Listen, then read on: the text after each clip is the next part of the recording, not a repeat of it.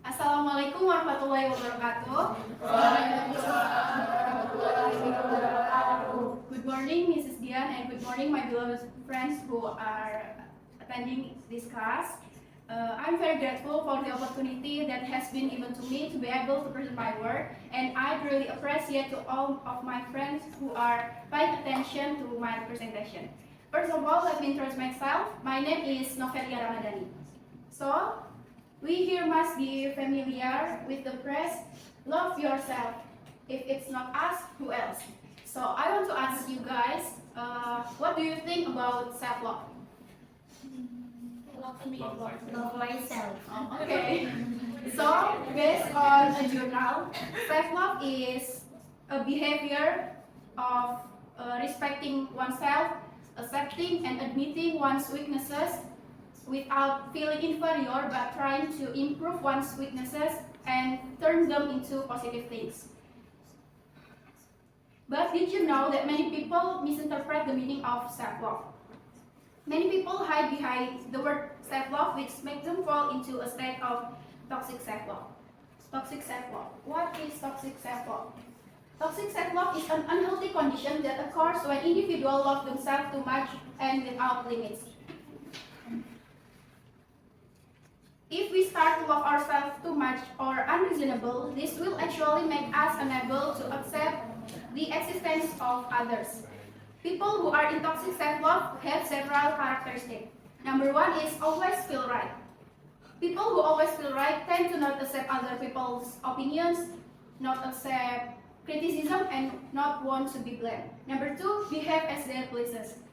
People who behave like that tend to be selfish and only prioritize personal matters without paying attention to the impact on other people. And the last one is low motivation to process. People who are too comfortable in a condition of too much self-love make that person not motivated to improve themselves to become a better person. The most common case of toxic self-love is narcissism. This happened in the bullying case committed by Mario Pamer, who was the son of an official who was suspected of having narcissistic disorders. He feels that his parent wealth is a great power that makes him think he can act everything he wants without thinking about negative impacts of his action. From a counselor's perspective, viewing and dealing with toxic self-love consists of two general ways. Number one, improving and applying self-awareness. By having a deep understanding of oneself, a person can identify negative mindset and negative behavior, then can take steps to overcome negative things.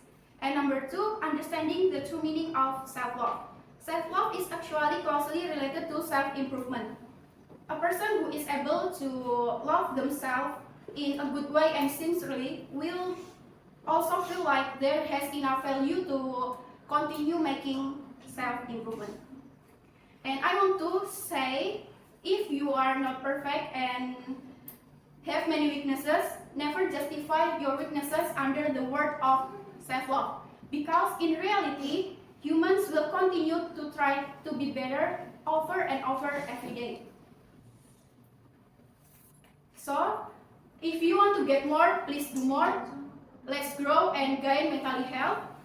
So, that's all I can say about self-love for today. I do apologize for the mistake. And remember guys, self-love is not only about loving yourself, but it's also about positive growth. Thank you very much for all of your attention. Wassalamualaikum warahmatullahi wabarakatuh.